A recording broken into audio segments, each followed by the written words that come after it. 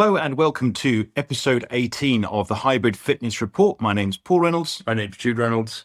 And we have another packed episode for you today. The main feature of today's episode is an interview with Andy Manteit, who's the founder of Turf Games. We've got that coming up. But before that interview with Andy, we've got a lot to catch up on from the weekend, especially the second Hyrox Major of the year across and down. Depends on where you're listening from, really. Yeah. In Melbourne, Australia, not to be confused with Melbourne, Florida, where it wasn't. That's a thing. It was a place. Oh. Yeah, Melbourne and Florida. Okay. Yeah, it wasn't there, though. It was Melbourne, Australia. We have a weekend workouts as the pair of us get ready for Vancouver, one of us more successfully than the other. Maybe? Definitely one of us more successfully than the other. Then we have an outstandingly useful quote of the week, which I can't wait to get into. First of all, Jude, the second major of the year, first one was in Hamburg, and then we've just had Melbourne. Obviously, the big winners from the weekend were in the men's singles, Tim Vienisch over Hunter McIntyre. A very famous semi-trolling CrossFit account said that it was the stupidest thing he'd ever seen in his life, because right at the end of that race, you got Hunter finishing wall balls 3 ahead of Tim, and then is held in his box for 15 seconds as a penalty for overstepping his sled pull line by about 2 inches. Yeah. We've been over, and lots of podcasters and commentators have been over, what's the best way of handling penalties. I think it's fair to say we all agree there's no good way of handling penalties, and the way they do it is probably as the least bad. So rather than adding time after, you want the person finishing first to be the actual winner. Definitely. And that was the case, but it was slightly unfortunate that it was essentially decided by 2 inches of overstepping on the sled pull, even though Hunter had accrued a whole bunch of penalties for various things, right? Not penalties. He did get the penalty for the sled pull. It was several yellow cards. Yeah, referring to the yellow cards and the time he lost and having to run back to the farmer's carry to put the kettlebells back properly. Right. When he had to redo the last of his burpees because he didn't fully jump over the line because his back heel barely made contact. Yes. It was just, I was listening to Race Brain this morning, a Hyrox podcast, and they were saying how Tim won, but Hunter ran the better race, and he should have confidence coming into Phoenix, which is the next major in 2 months. Yeah.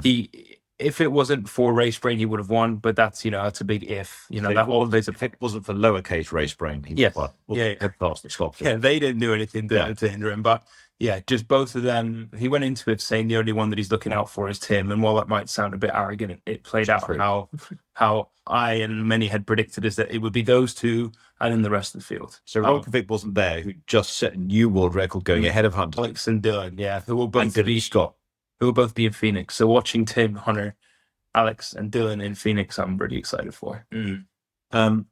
Now, third place in Melbourne, Charlie Bottrell, who you issued a public apology to for predicting coming in 11th. Yeah, I did. I thought, Charlie's 24. He's technically still in my age group.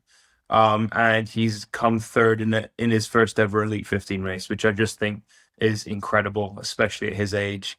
And just to pause there for a second, when you say he's only 24, and especially for his age, it's because some sports you could say 24 is the absolute peak, and it's all downhill from there. Whereas Hyrox is a predominantly endurance-based sport, and really you don't reach your potential at that until your late 20s, early 30s, right? Yeah, like reaction time-wise, skill-wise, mid-20s, maybe sports like baseball, which require huge amounts of coordination, tennis.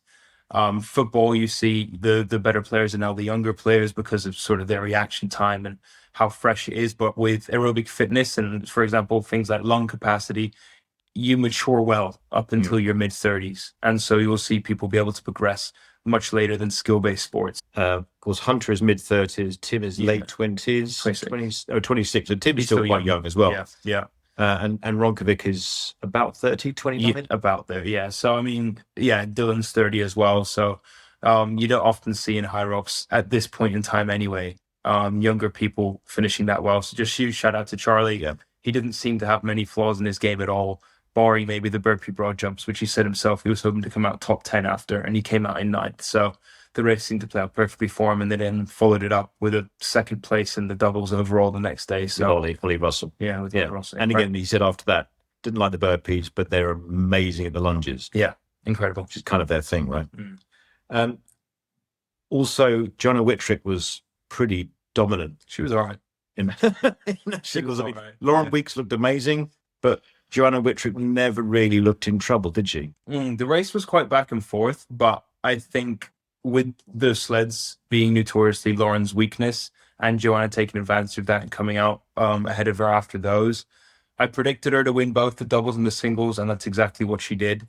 There are a few predictions where, I did get it quite wrong. The chart that we just went through, but Joanna I was quite confident in would win both, and I think also listening to Race Brain this morning, the past 6 races that Lauren and Joanna have done, Joanna's won 4. So she seemed to have gotten Lauren's number quite a bit recently. But again, looking ahead to Phoenix, when Meg Jacoby's back in the picture, that top 3 will be awesome to watch. So I'm excited for that. And do they have separation, those 3, from the rest of the field? Yeah. It is going to challenge the 3 of them. Someone could beat them. Look at World Championships. Linda Meyer won, which almost no one saw coming. She hasn't really been on her game since Worlds. She didn't look good in Melbourne. No, to Hamburg and Melbourne, she's finished mid to low pack on that one, so that wasn't great. But I don't see anyone, especially on paper, coming close to those 3. So I'm excited to see them battle for the podium. And quite a few sick people in Melbourne. So Kieran and Tony in the men's doubles. Tony been sick all week, and it's one of those, when you've flown 12,000 miles to get there, you're not going to not race if you're, still able to walk. But it seemed like quite a few people in the singles and the doubles were suffering. Yeah, you had Graham in the men's solos drop out. You had Tony obviously make it public that he really wasn't doing well. And it just must have taken a toll. There are some people that I'm sure weren't feeling their best. It was definitely a wild card race being in Melbourne with everyone bar, the people like Just Petro, Joanna, and the Australians that had to travel for it. So, but yeah, just well done to the field. It was great. And a couple of painful moments, even as spectators, especially with Sika Arning. Yeah, watching her at the wall balls. And then seeming to be a lock for qualification for the World Championships. And then the following day, we had kind of a heartbreaking situation of 2 ladies basically thought they were crossing the line in the last qualifying spot, joined hands, slowed down, started celebrating, and then got overtaken on the line. Yeah, they'd finished, assuming no one was near them, was going to cross the line at a normal, decent jogging pace. But in reality, you had Meg Martin and her partner sprint past them after the last wall ball, which they didn't realize. And so Sika and Caparos, I think her partner, held hands to cross the line and then got beaten by, must have been 100th of a second. And possibly the worst thing about that is this would be the lightest major in terms of the strength of the field of the whole year. So both the future majors in Phoenix and London, is it? Yeah. It's going to be that much harder because there are going to be more strong pairings turning up. So if you can't qualify in Melbourne when you're right on the edge, it's going to be tough because, obviously in Melbourne, you have a lot of people that have qualified, let their spots pass onto other people because of the travel, the expense, the time. And so you had roll downs coming down. I don't know how many places, but more spots to roll down to than any of the majors so far. So sort of if you were someone who is on the cusp of qualifying, not quite there with the top yet, that was the major to do it in. It was reassuring to see Sean Noble, who seems to be getting quicker every race and is up there on the edge of World Championship qualification in singles and doubles. It's reassuring seeing him make the same mistake as me. Oh, yeah, that was brutal. In the doubles. Yeah. Yeah, so him and his partner were in qualification spot coming into the wall balls and missed the turning in. And so ran about 40, 50 meters and lost another lap. 15, 20 seconds and he killed it. And then had to come back, double on himself and come back in. So would he have qualified? I think so. Not guaranteed, but I'm fairly certain that if him and his partner had made that wrong turn, they were qualified as well. So a lot of race brain over the weekend. And it just makes me feel better about my own. So you ran past it. I've only done one singles and I ran past the opening and was literally shouting at you in the the infield, but that's baseball. What is it? The rock zone. In the rock zone. You were standing in the rock zone watching me, gesticulating to get back because I'm going, I don't know how many laps I've done. Now, but one could argue that I only had to count to 2 and I lost count after 1. Whereas Sean, given if you haven't seen it, the Elite 15 course, there's our cat. The Elite 15 course is made spectator friendly by making it tiny, which means that you have to do 5 laps. Yeah, 5 to 6 laps. I can't imagine. I mean, this is the big reason I've decided not to qualify for the Elite 15 is I can't imagine having to count to 5. That's good. That's right. Yeah. while my brain is oxygen deprived. Yeah. But I think that's what's helpful about them allowing coaches now to come Right. in. They have like a coaches area Where do they stand? it changes at each venue. But I'm thinking that the coaches must be helping their athletes with saying one more or in on the next. So because you still see the athletes turning to each other and going, yeah, those are the best in the world that still are getting confused to which lap to go in on. So 5-6 laps will be very challenging. Okay. So so we've given a number of shout outs. Hopefully Josh Van Zeelen can come back in Phoenix, because it was really great to see Charlie's emergence and see what it meant to him to get that podium spot. But Josh had 20 no reps, 25 no reps. Definitely, yeah. More, and he was right on the edge of qualifying, and hopefully he'll turn that around in Phoenix, because that was gutting. I definitely think he'll get in. But yeah, our final one shout out of the weekend was in Ghent to Sam Schumann, who's someone that I've competed against in the past. Good guy.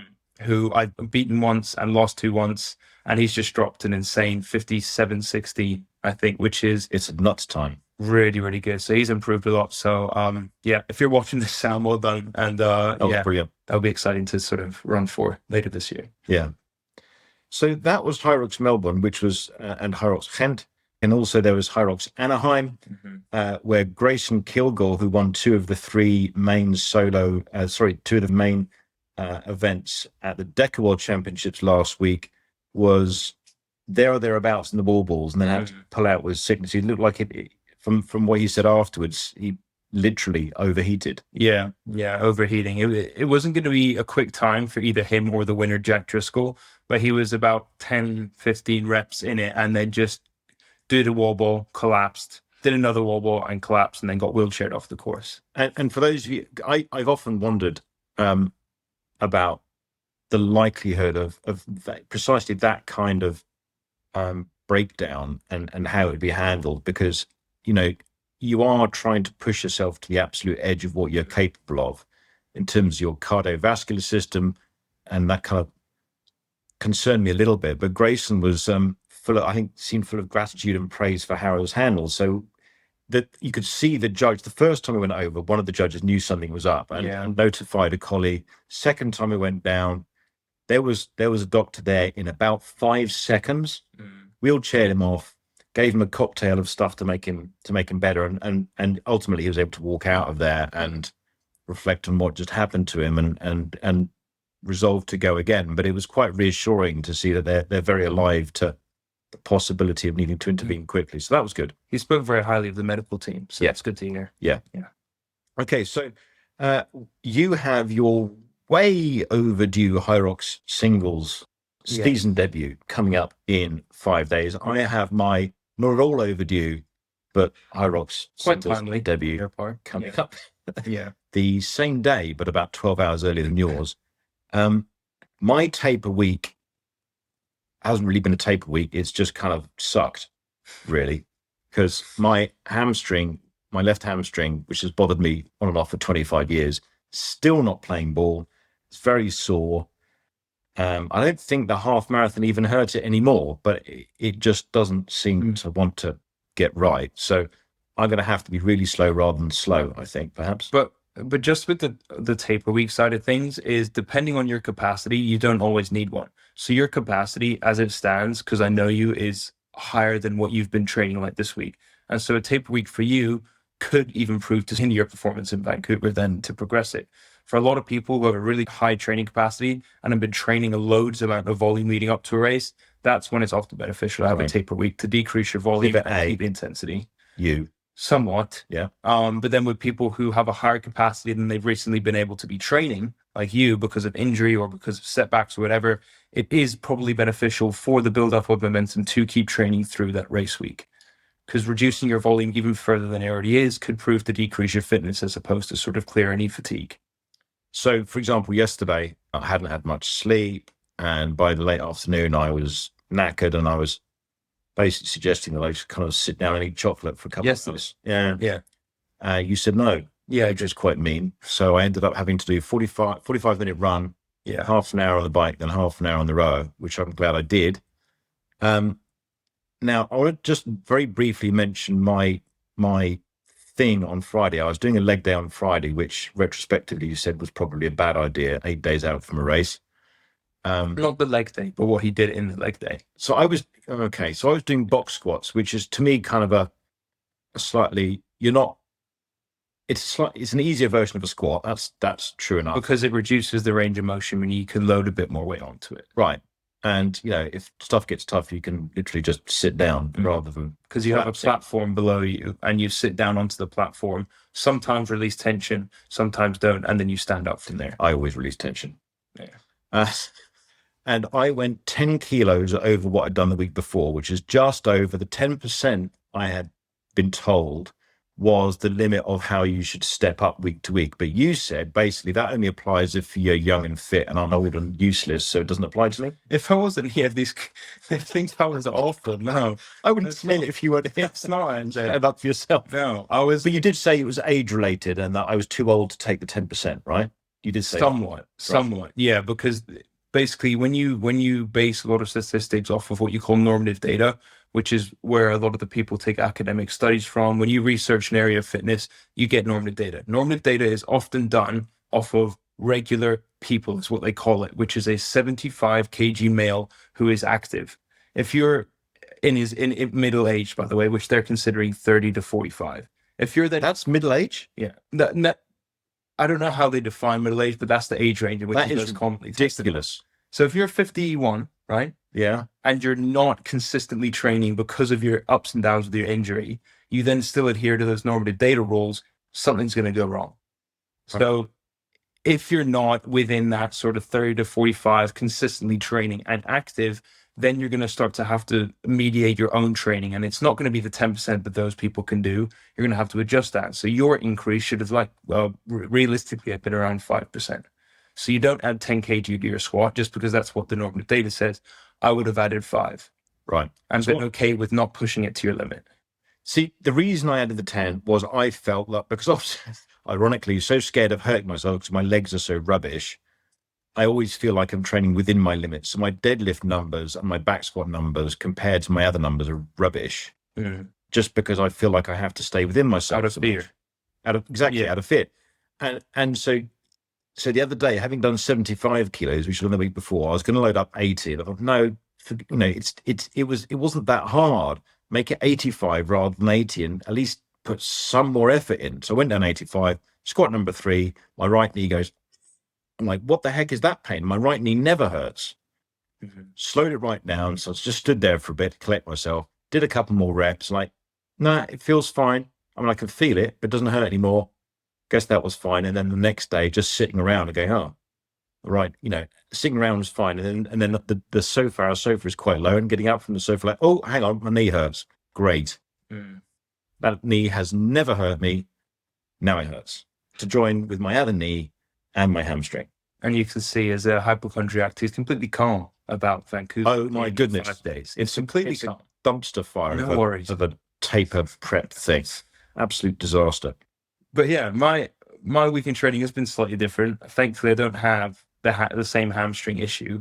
For me, it's been managing the volume and the intensity because I had I think it was last week where I've had my first ever 48 hours of no training when I haven't been injured or sick or something. We were sat at dinner on Sunday and Jude looked at me and goes, I'm going to have to say this because I need you to hold me accountable. I'm not going to work out for 48 hours. And me and his mum looked at him like, yeah, well, that's like me saying I'm going to not work out for a year.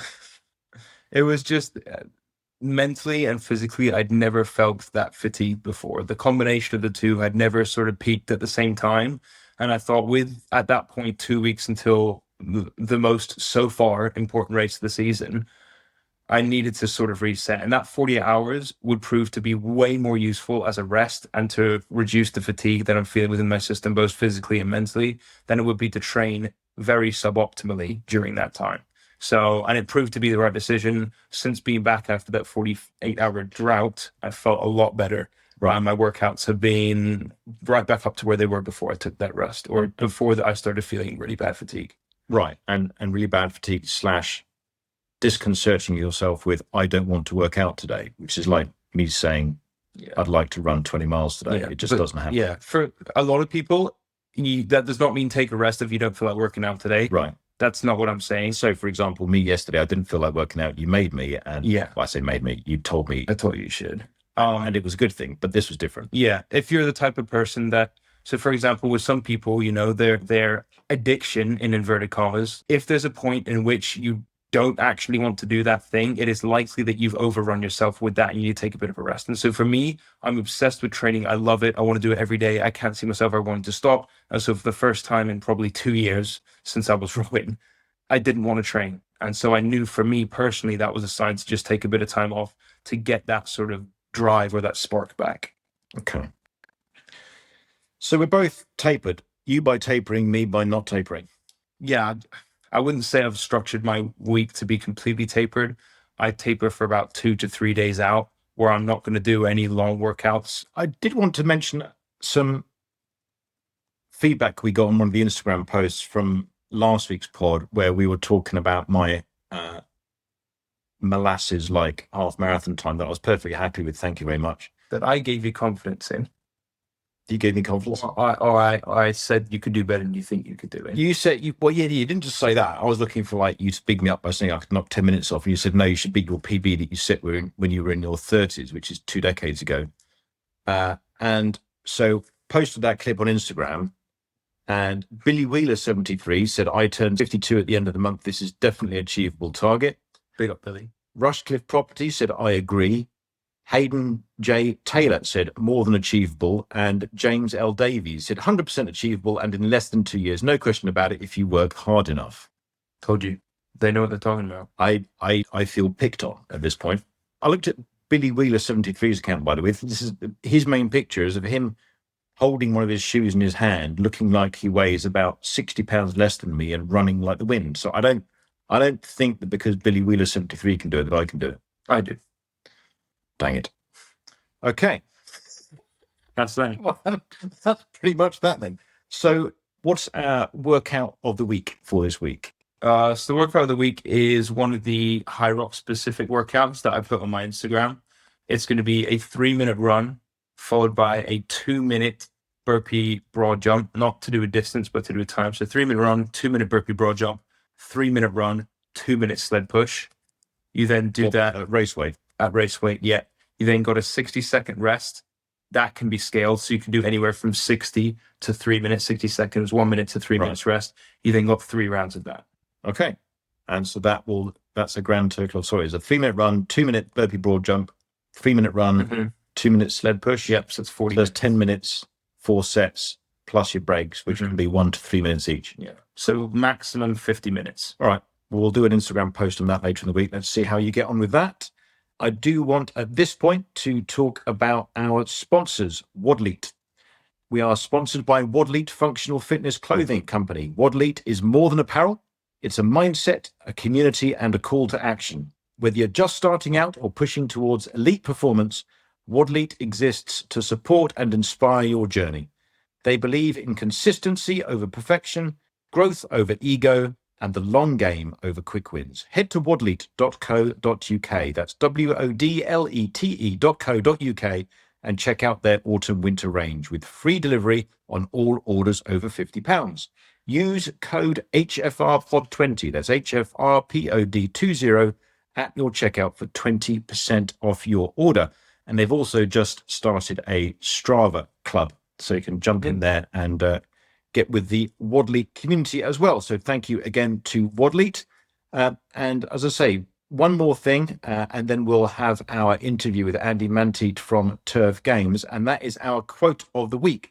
I've noticed this quite a lot online over the last few months, and it's just a fantastic quote. I think that we should all take to heart and is so unbelievably true, as you'll no doubt confirm, and that is, everyone has the same 24 hours. Everyone has the same 24 hours. This is used as a quote to, let's say, encourage people to financial freedom or epic levels of fitness. Maybe it's to encourage people into a sub 1:47:35 half marathon, Jude. Yes. Is that the key, that everyone has the same 24 hours? So we've talked a lot about this off camera, and not all of it's been positive. I think we both think it's a relatively awful quote. You have that's suggesting that no matter what in life, you can all achieve the same things because time is equal. Which obviously, because life doesn't work like that, you have people with far better opportunities and financial positions that can make the most of that, whereas people can't. You have people struggling to earn enough money to provide for their family with no time because all the time is dedicated towards their kids, job, who use up those 24 hours like that. And then you have people who, for example, don't need a job and can train and don't have a family. They have the same 24 hours, and you have someone that is impossible to fill that with training and someone that all they need to do is fill that with training. And so if that's relating to sort of your success in sport, it's just not equal. Although the time is equal, many things in life that you can't control aren't equal. Exactly. So you would say it's relatively unuseful. I'd say it's massively idiotic and gaslighting. Okay. But I think we basically agree. So so everyone does not, in fact, have the same 24 hours at all. Everyone has completely different 24 hours. And in terms of fitness, or in the case of this trolling nonsense, trying to sell financial freedom programs, some people's 24 hours consist in about 15 minutes to do something. Other people might have 6 hours to do those things. So that quote didn't go down too well. Let's not ever say that to anybody. Okay, brilliant. And now for our interview with Andy Manteit from Turf Games. So, Andy Manteit, welcome to Hybrid Fitness Report. Thanks, Paul and Jude. It's good to be here. Excited for the conversation. Yeah, looking forward to understanding a lot more, hopefully, about Turf Games, how you guys started up, what's been happening with you, and what's coming up for next season. Yeah, well, I'll try and give you a bit of the elevator pitch as to what Turf Games is.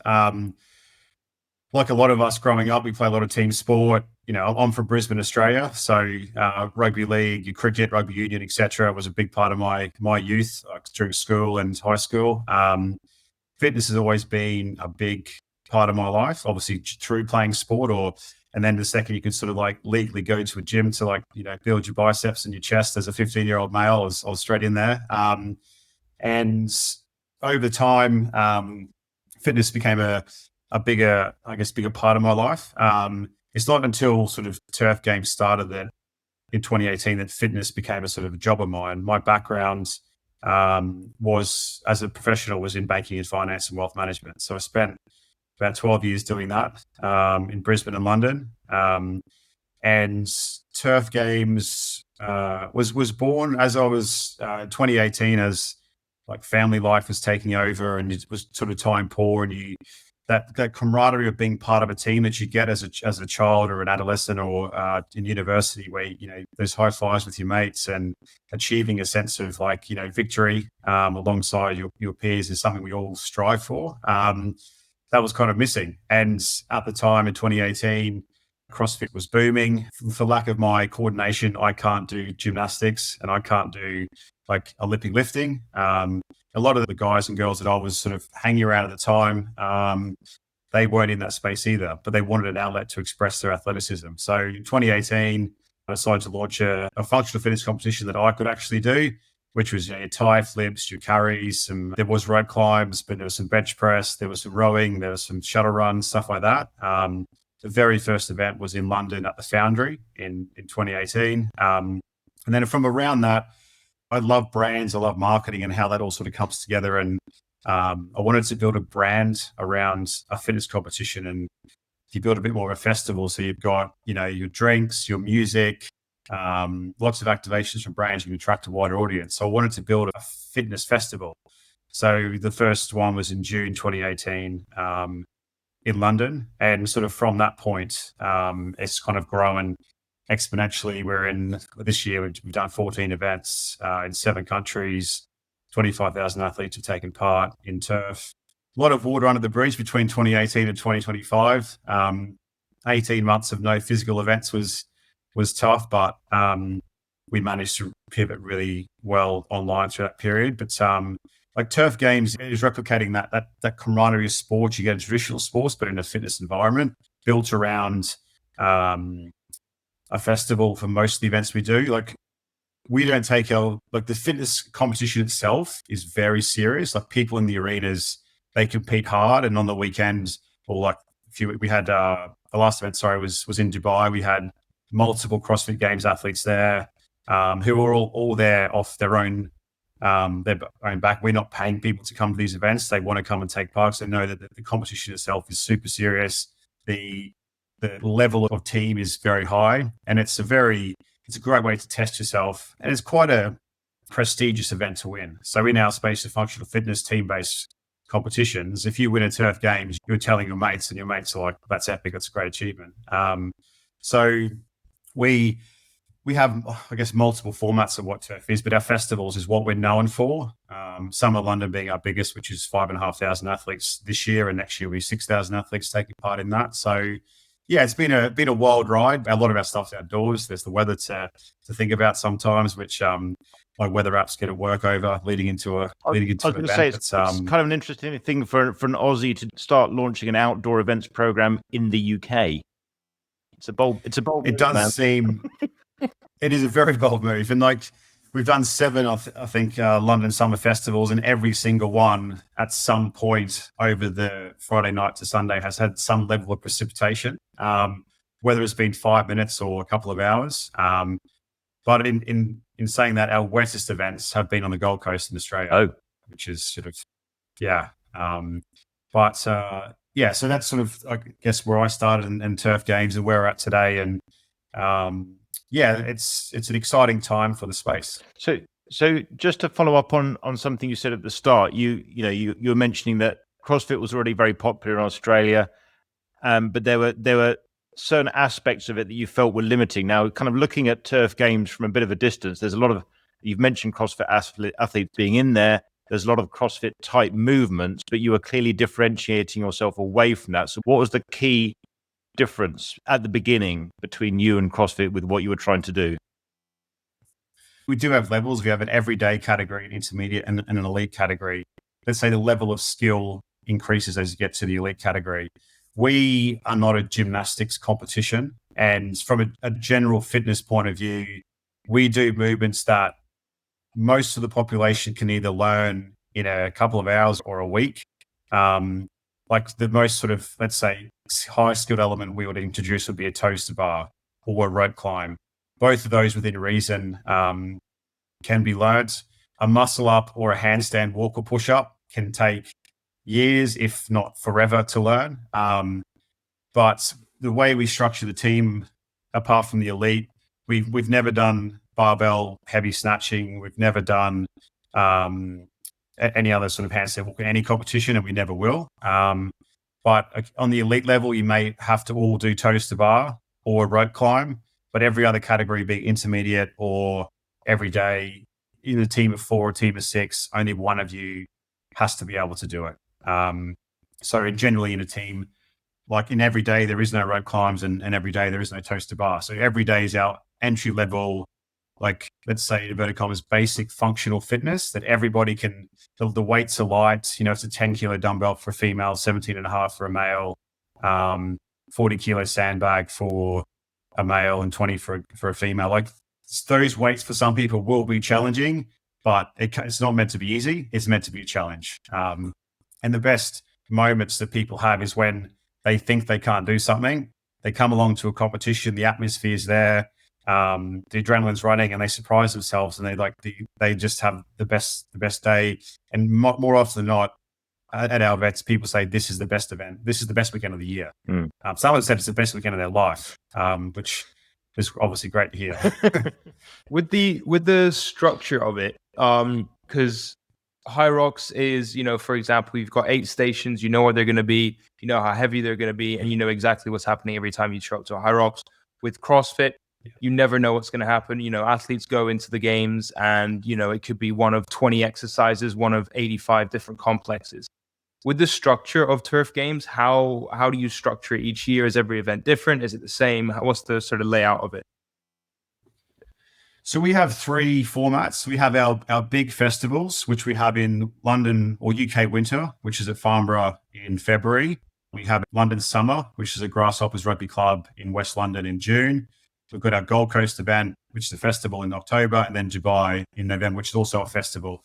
Our festivals are generally teams of 5 or 6. Those events, we release the workouts around a month before the competition.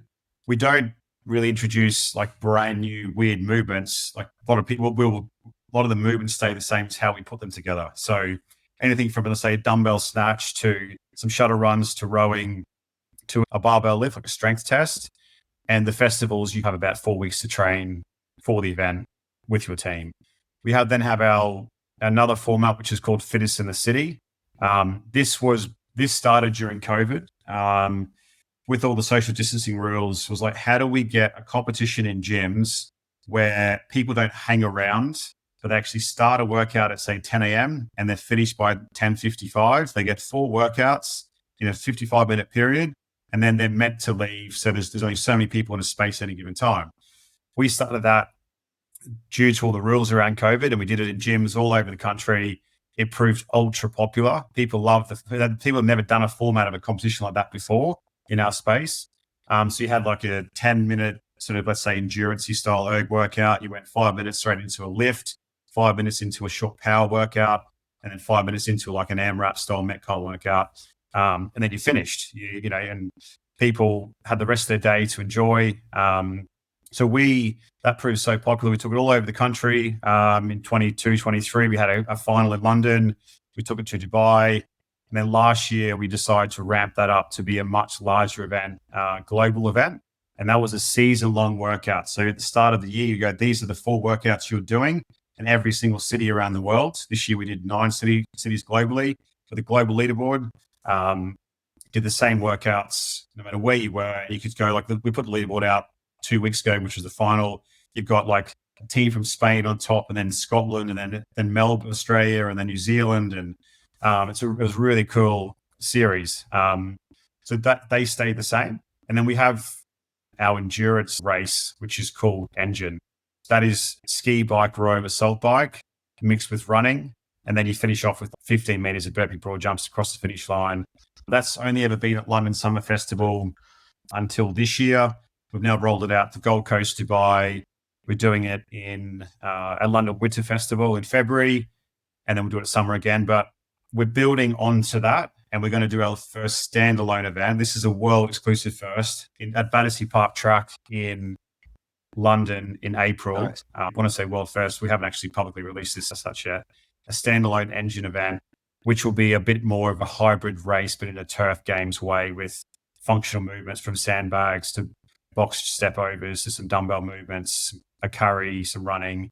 We're not a running event. We're never going to build an event that if you're not a good runner, you're not going to win it. So we are a lot more power driven. So there's going to be the 4 ergs. Like the engine event, the way it's balanced, which in its current format, is about 3.5 Ks of running and about 6 or 7 Ks on the machines, on the ergs. There's a really good, in the Gold Coast a few weeks ago, we had James Hall, who's Eddie Hall's brother, who's a big, powerful guy, multiple world record holder on machines, and his partner, he's a 6'4" massive machine guy. And next to them were these 2 younger kids who were rapid runners. Like they were like James Hall would finish on the ergs first, but they'd get back to the machines. Other guys would be just in front of them. James Hall was pulling a 120, 125, and the other guys pulling a 145. So the younger kids beat them by like 5 or 10 seconds across the whole workout. So it was quite even based on running and the machines. And I think we want it to be a bit more around the strength and the general fitness rather than a running style of event. And that's purely down to what I like in fitness. I'm not a runner. I'm not a huge fan of long distance running. 400 meters for me, maybe 500 is a good distance. Anything more than that, I get a bit bored. No, I like that way around of more personally as well, more ergs than running. Yeah. For those people that like heard that and think that kind of sounds like ethics, because you know that there are millions of races that sound like Hyrox, and some claim to be like Hyrox, some claim to be completely separate. What do you say is the distinguishing factor or factors between you and ethics, and to those people that think that sounds the same, or is it anything like that?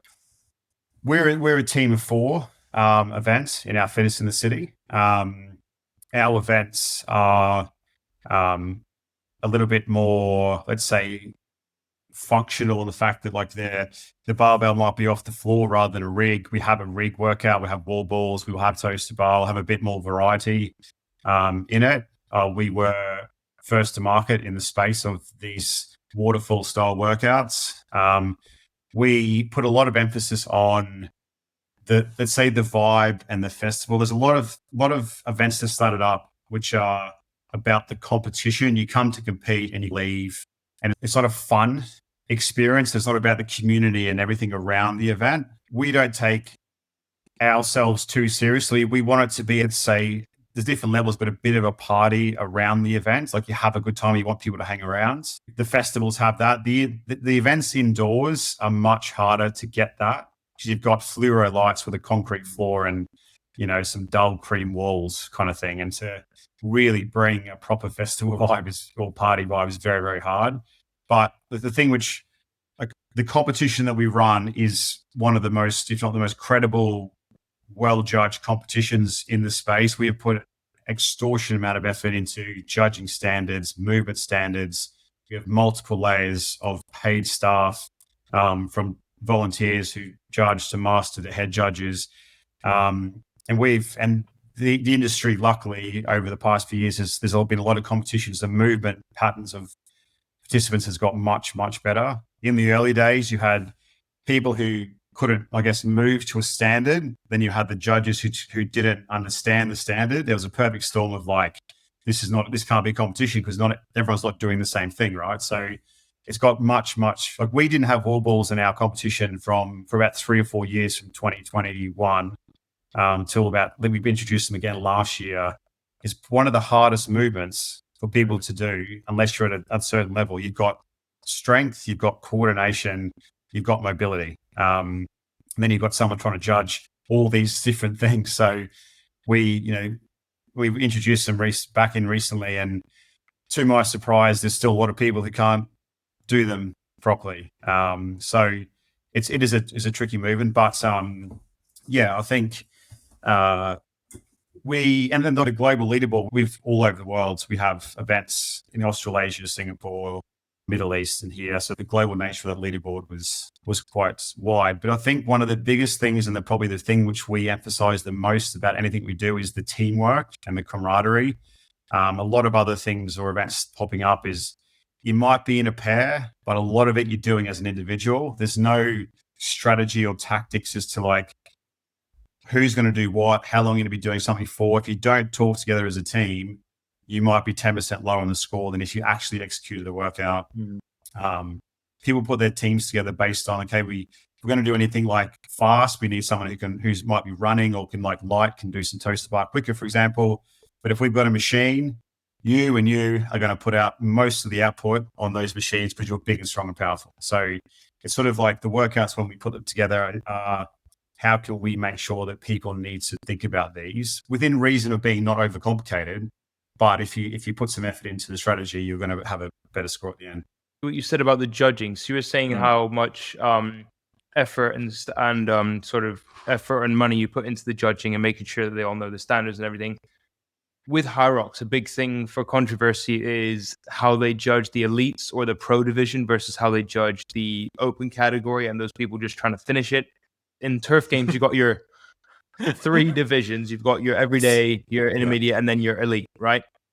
With the standards, is everyone held to the same standard? Or is it, if the judge can see someone struggling, they kind of just let them finish it regardless of the fact that it's not a full lockout or it's not full depth? Is everyone held to a full standard, or is it just judging by the category? I'd like to say everybody is held to the same standard. There is let's say, a few percentage points of leniency with the everyday category. While everyone wants to come along and have a good time, but if I'm competing against you and I can see you're not doing something properly, and at the end of the workout you're 10 places above me, I'm going to have a bad experience. So, because it is, at the end of the day, it's a competition. When the elites are on, we may put 1 or 2 more, let's say, head or master judges in the arena to make sure that across the board the standards are upheld a lot higher. But we don't. If we're going to let something slide, or you can just do a half squat, or you can just do a half lockout, we say you can take part, but we can't put your score on the leaderboard, because then it's not a fair competition. So they would then, finish the workout and then be disqualified, or how would that work? Sorry. So if it's during a workout, like sometimes people come up to us or pre-competition and go, look, I've had an operation or I've got an issue where I can't squat to depth or I can't lock out. And if it's the everyday category, which is about taking part, and if there's no clear advantage to that team in that workout, which will affect their score, we can pre-approve certain things. If somebody during a competition is not squatting to depth, we'll say you need to sub out for someone who can, and those reps won't count. Yeah. So there's a standard that needs to be upheld across the board. So if it's during a workout and people say, oh, we can't do that movement, then they just won't get a score. They have to complete that movement to a certain standard. Right. Otherwise, it's the whole competition element, goes out the window, and we end up with a load of complaints post an event saying this, we're paying to compete on the leaderboard, but these teams are not doing it properly and they're ahead of us. So we need to be careful sometimes as to who we put where. I'm not going to say we've completely nailed it. I'm not going to say it's like we're perfect. But majority of I think what we have eradicated majority of is like really bad reps and those being counted. There's always going to be a few that slide through, and anything that you have squatting or extension or any subjective style of movement that isn't go across the line or go right from here to there and touch the line, which is there's going to be some element of human interpretation of that. I think the other thing, which we've run various judging courses, and we kind of use the 3 C's around like confidence, competence, and communication. Some of the best judges we've ever had are not in the fitness industry. They're accountants or they're lawyers. They understand a brief, they understand direction, and they're also very confident. Yeah. The importance of confidence in judges and empowering them to tell people what's what. Yeah. Yeah. And it is a hard, I've judged multiple times and I've competed, and you almost want every athlete who's ever competed to come and judge for 1 or 2 events just to see how hard it is, and have just maybe a bit more respect for how hard the judging is. We want to be known as a premium, very well run, phenomenal competition, but built around a really good time. Like you see the athletes in the arenas, they literally they empty the tank.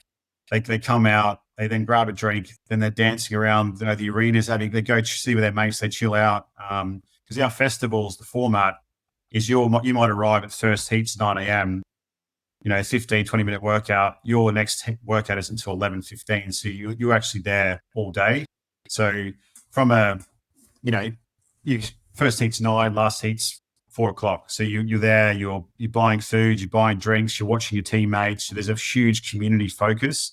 Like quite a few gyms enter like 100 to 150 members for our summer festival. So there's a huge community element to that. And because they're there all day, you see these like big collectives of people like chilling out, supporting each other. They're all wearing matching t-shirts, and it's a really good atmosphere. Can you give us an example, Andy, of, you mentioned workouts are released for the festival about 1 month before the event itself. Could you give us an example of a rundown of one of the more recent ones, what people were doing? Yeah, so in Dubai, we replicated this workout on the Gold Coast. It's a 15-minute time cap workout. You had a ski and a rower. You're a team of 6, so you break up into 2 sub-teams of 3. So you can either have 2 males and a female, or 3 males and 3 females in your 2 sub-teams. It's up to you. So from minutes 0 to 5, me and my sub-team were on the machines, accumulating max calories. And then the other sub-team B, was on 40-meter shuttle runs, max shuttle runs in 5 minutes. At 5 minutes, a horn went, you switched over and you swapped. So sub-team B was on the machines and I went to running for 5 minutes. And then it's at 10 minutes, we flipped over again. So one sub-team would run twice, and one sub-team would use the machines twice. Most sub-teams, obviously, if you've got strong, powerful people, you put them on the machines twice. If you have good runners, you put them on the running twice. So that kind of element of tactic to it came into who's good at running, who's good at machines, how do we maximize our score. That was more of our, let's say, conditioning style workout. And we had I'm not sure if you've seen the worm, like a sandworm. They're kind of like 4-person worms. Jude was doing that when he went last year. Yeah, rough. Yeah, he would have been doing that. Yeah, they're the ultimate team make or break punch on style workouts, because some teams literally end up screaming at each other, going, "Oh, we said to do this, and you're doing that." Like, it's great to see, and the good teams who know what they're doing make a 140 kilo worm look like it's 20 kilos. They just move it so well. So we like to put a worm workout in our big festivals every time because it's a really good team based workout. So that will be a series of like, say, shoulder to overhead, some like squatting with the worm, some lunging with the worm, and those things are how long? So a 4-person worm, I'm going to say, is about 3.2 meters, and it's about 120 kilos we use for the elites and intermediates now, and then for the everyday teams we use a 3-person 80 kilo worm. So the everyday workout had a number of reps, and then every so many reps you had to do a 20-meter burpee broad jump. There and back. So it was again, the work has to be held off the ground the whole time. So, breaking up who's good at certain things. One of the sort of fun racing workouts we had was for everyday and intermediate. You had an echo bike and you had 2 sandbags. So as a pair, as a mixed pair, you'd have to do 20 curls on an echo bike. You'd do 5 sandbag to shoulders, and then you do a 40 meter sandbag carry. And you do that twice, and you sprint to the finish line. The next pair goes. That workout was about 3.5 minutes or 4 minutes of working per pair as effectively team-based relay, which is great visually for spectators, and it's great for it's a bit of a power output, but just make slightly more reps or maybe a different movement that's a bit more challenging. I did CrossFit for a couple of years, and I absolutely loved it. Also, I did find it kind of in a fairly fundamental way, kind of discouraging because half the things that we were told to do, we'd get the briefing on this is what the RX is, this is what the standard movement is, and I'd be like, yeah, I can't do that. So you mentioned earlier on handstand walks, not in a million years, my shoulder's never going to be able to do that. Yeah. So what do I need to do? And then they'd give me something that wasn't the workout.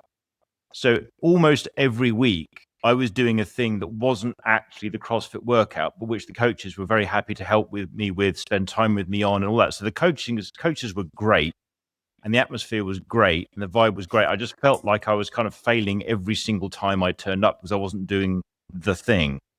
So that's why I'm particularly interested in the kind of an event that kind of taps into people who like CrossFit but can't necessarily do the gymnastics or to the same degree, which seems to be what some of what your pitch is.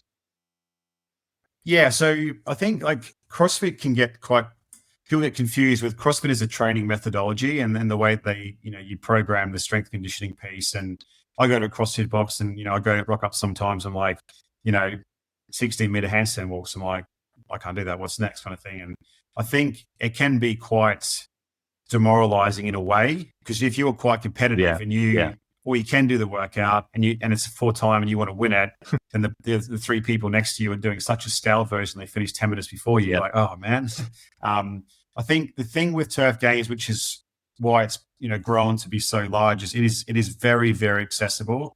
There's if we're doing a workout in a gym, and everybody can do the workout, you might just go and select the 10 kilo dumbbell rather than the 22.5. So the movements themselves are going to be super accessible.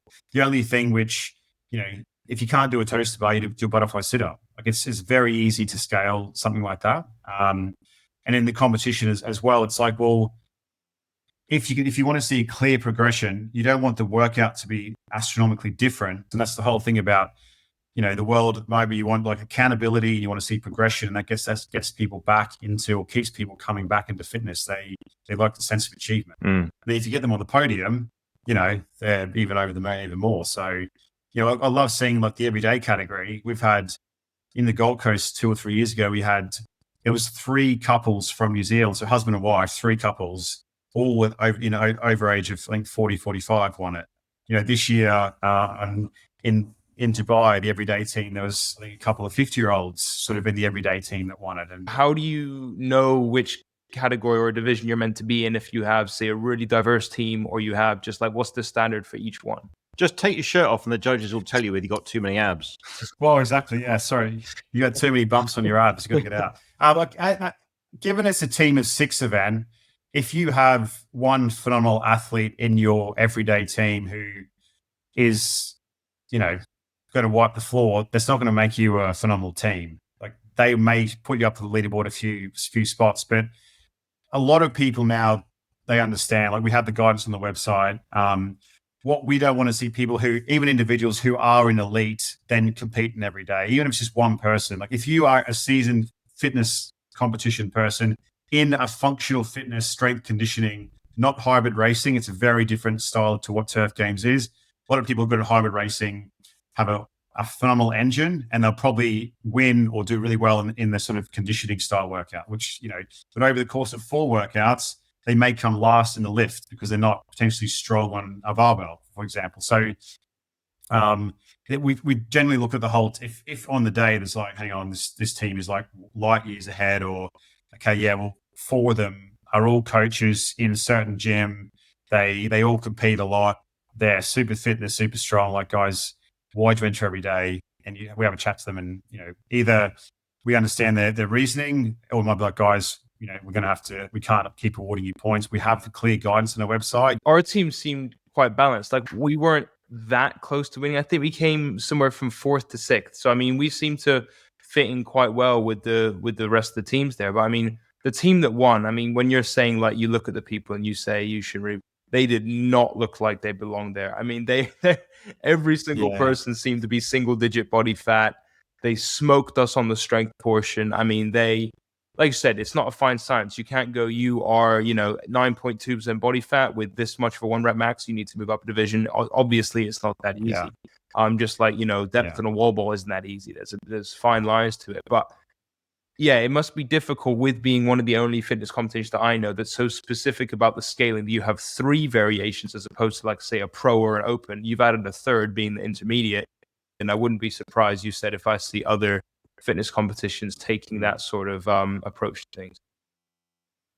Yeah, it levels it out a little bit. People can compete in the right. We've thought about recently about adding a 4th, like, completely entry level category. Then you kind of like, can we be everything for everybody? Like our engine event is that you can just come along. It's effectively cardio. The event we'll be doing in April currently is going to be 2 categories, an everyday category, then an open category. But that's not going to be heavyweight. So it's going to be, it's more of a like higher rep range of movement rather than a heavyweight for lower reps. So yeah, people who want to do the entry level will be the everyday category, and so effectively will be an intermediate category, but the winners will be based on how fit they are rather than how strong they are. So there's a really great variety to train for turf games. We have our summer festival just gone in June, our biggest event we've ever done. Loads of people come up to us to go, I've done loads of Hyrox. This is my first turf games. I absolutely love it. I think Hyrox is phenomenal for what it is, and turf games is phenomenal for what it is. It's a very different experience. Hyrox is, let's say, transactional, turn up, compete. You know what it is. You train for it. You do the same thing, day in, day out. Turf games is more of a, you've got the variety, you've got the teamwork, the camaraderie, and the challenge of things change sometimes. Festivals are different, and you're there all day. So people like both. There's tens of thousands of people who, if I ask them in 2023, come to a fitness competition, they're like, I'd rather go to the pub. You ask those same people now, they're like, I'm in, where do I sign up? And there's a huge shift towards that social community aspect of what fitness competitions provide, both the weekend and then that lead-in training journey, like 3 days a week, go to your gym community, and that's your kind of friendship group now, and you socialize with them, and these big events become a point in time or a focal point to accountability, progression, socializing, and then the weekend itself is like a great experience. Could you tell us a bit, Andy, about your plans for 2026? So 2026, we're going to make our bigger events bigger. So our big 4 festivals are going to be much bigger. We're going to add in the engine to all those events. So give more people an opportunity to take part. We are going to introduce a standalone engine event, which the first one will be at Battersea Park Track in London in April, which will be really exciting. And we'll put our turf game spin on the whole experience. There'll be quite a few play on the word engine and what that is around, like, let's say, pit lane, etc., and a few really cool things which will make it quite unique. And And then in terms of new countries, there's quite a few discussions ongoing at the moment about new opportunities, but we effectively next year is a very, like let's say a doubling down on the success of some of the events and making them much better experiences and moments, and not trying to spread ourselves too thin and just put on events for events' sake. We want everybody to, like I said earlier on, is that they walk away going, that was the best weekend of the year for me. I absolutely loved it. So how do we bring more to those existing events and better experiences to people? And so just to be clear, you're currently in Australia, Dubai, and the UK for your festival events? Yeah. And we do, the festivals are there now. We do Singapore as well for events too. We have done multiple other countries, US, South Africa. Right. So, yeah. But there, and Middle East, Australia, and UK are our three main focuses, yeah. And the Fitness in the City and Engine events. So you're saying you're having your first standalone engine event in the UK in April because you've been, up to this point, attaching engine events to the festivals. Fitness in the City, where will they be next year? Fitness in the City, we're going to be doing Brisbane, Sydney. We'll do Singapore. We'll do one or two in the UK. And then we might look to roll out a few more the following sort of back end of next year. We're rethinking a little bit of that strategy and seeing where the landscape of the market is. And yeah, we're going to probably relaunch that with a big bang the following year or so. So I think next year is going to be very interesting in the space. There's a lot of new events. There's a lot of events going to the same venues a month apart. Going to be, like, from a consumer point of view, get quite challenging, I think, for like how many events is too many? How many sort of what's the consumer choice? Where they focus their time? Which ones they're going to choose? And we want to just make our events that people absolutely love even better. Awesome. Thank you for that. And the final question that we ask folks is, what makes your sport, turf games, the best functional or hybrid fitness sport? So, best weekend of the year, right? So the sport, like, we focus on the accountability, the progression of the community is what the three pillars of what turf games is built around. And the actual event itself, it will challenge people like they have never been challenged before in the teamwork element of the workouts. Some things which they may not use huge amounts, like the worm, but they'll walk away with a huge sense of achievement, that camaraderie that sport and being part of a team gives you. And it will set them hopefully onto a course of a more, let's say, fulfilling fitness journey post-event. And they will walk away with new friends. They'll walk away with a much, better appreciation of who they are in their fitness journey. And hopefully they become part of the turf games ecosystem long term. So I think it's that kind of, it's that the experience from when you turn up to compete to everything that's around it. It's a full, immersive, let's say 2026 modern day festival built around the sport of fitness. Brilliant. Thank you. That's it from us. So Andy Manteit from Turf Games, thank you so much for joining us. It's been great having you on the pod. Thanks for coming, Andy. Thanks, Paul. We'll see you both at maybe Winter Festival and Male Pairs Engine. Pairs Engine would be great. Yeah. That will close us off for today. And next week's episode will be post Hyrox Vancouver, which we might do from Vancouver or when we get back, depending on how we feel and perhaps how we've done. The bottom of a pit. Or from the bottom of a pit of self-pity, or from the top of a mountain of glorious success, overachievement and success. Just a reminder to please like and subscribe to wherever you're listening to this. So if you're listening on Apple or Spotify, please do drop us a review. That really helps with the visibility of our podcasts. Same goes for YouTube. And also a reminder about our Instagram account, which is Hybrid Fitness Report. And please help Jude get over the 1,000 mark so that he can finally start live streaming from his Instagram account, which is jr.hybridfitness. So please do give him a follow and like and subscribe to us. Thank you very much. I've been Paul Reynolds. I've been Jude Reynolds. Speak to you soon.